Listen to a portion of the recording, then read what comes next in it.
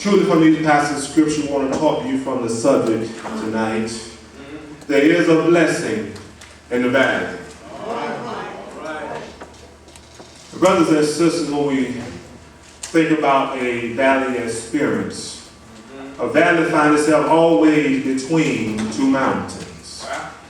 A valley finds itself at the lowest point between two higher points, which is found on either side of the valley. A valley can be a time difficult in a lot of people's lives. And when I look out amongst me tonight, I realize that some of us may find ourselves even in a valley tonight. A valley can be a very devastating place for a lot of us. A valley can be a time where we find ourselves going through droughts in our lives. We find ourselves not having enough funds to make ends meet while we're yet down in the valley. We find ourselves even going through bereavement, and we can find ourselves in the valley.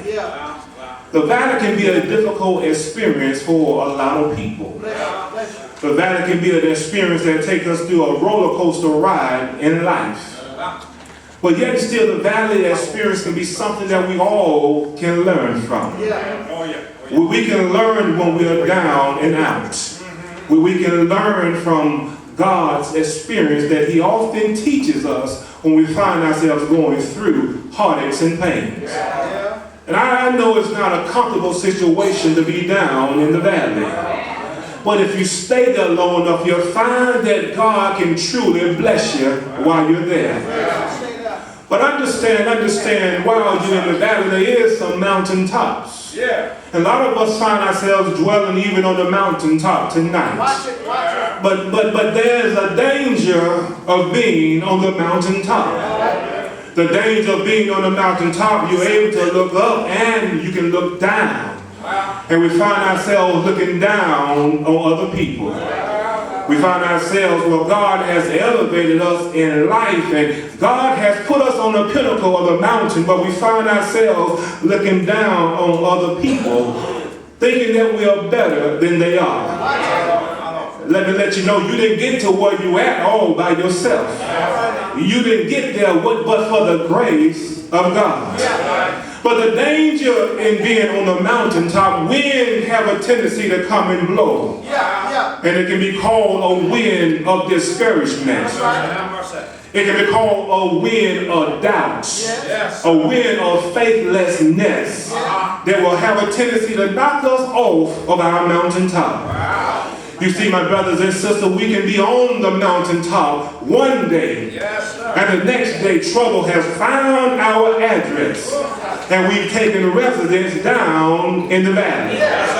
So I ask the question tonight, do you find yourself in the valley right now? You see, when you are going through foreclosure, you're in the midst of a valley. When you're in the midst of bankruptcy, you are down in the valley. When you find yourself on your bed of affliction, you are down in the valley. You see, church, when you find yourself in loneliness and you can't find a friend nowhere, you can't even get a prayer through the roof, you find yourself down in the valley. But I want to give you encouragement tonight. While you're down in the valley, there's still a blessing there. David admonished us tonight, there's a blessing in the valley. If anybody know about a mountaintop experience and a valley low experience, it ought to be David. You see, it was David that was a shepherd's boy that God ordained and appointed him to be the next king of Israel. You see, the same boy that God had anointed and appointed to be the next king of Israel find himself doing great and marvelous things for Israel. But the good that he was doing, people did not appreciate because he had to run for his life from Saul.